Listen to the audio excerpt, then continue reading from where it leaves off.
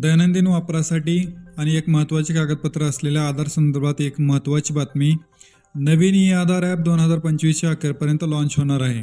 या ॲपद्वारे वापरकर्त्यांना नाव, पत्ता, जन्मतारीख यासारखी महत्त्वाची माहिती थेट त्यांच्या स्मार्टफोनवरून अपडेट करण्याची सुविधा मिळणार आहे.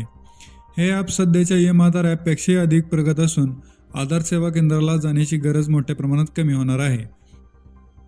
आधारवरील नाव, पत्ता, जन्मतारीख थेट ॲपमधून बदलण्याची सुविधा उपलब्ध असणार आहे.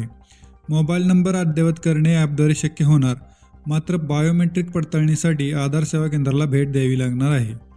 सुरक्षित पडताळणीसाठी AI आणि फेस IDचा वापर करून आधार माहिती डिजिटल पद्धतीने सुरक्षित शेअरसुद्धा करता येणार आहे. हे ॲप थेट सरकारी डेटाबेसशी जोडले जाणार असून ज्यामुळे पॅन कार्ड असेल किंवा जन्म प्रमाणपत्रासारखी कागदपत्रे असतील ही लवकरच उपलब्ध होणार आहेत. माहिती अपडेट आणि मंजूर होताच वापरकर्त्यांना तात्काळ अद्ययावत ई-आधार प्रतसुद्धा या ॲपमधून डाउनलोड करता येणार आहे. नोव्हेंबर 2025 नंतर केवळ बायोमेट्रिक पडताळणीसाठी आवश्यक असलेल्या कामांसाठी जसे की फिंगरप्रिंट किंवा आयरिस स्कॅन असेल या गोष्टीसाठी आधार सेवा केंद्राला भेट देणे आवश्यक राहणार आहे. इतर सर्व बदल थेट ई-आधार ॲपद्वारे करता येतील. हा बदल वेळेची बचत करणार असून कागदपत्रांची गरज कमी करेल आणि ओळखपत्राशी संबंधित फसवणुकी थांबण्यास मदत करेल असे म्हणता येईल.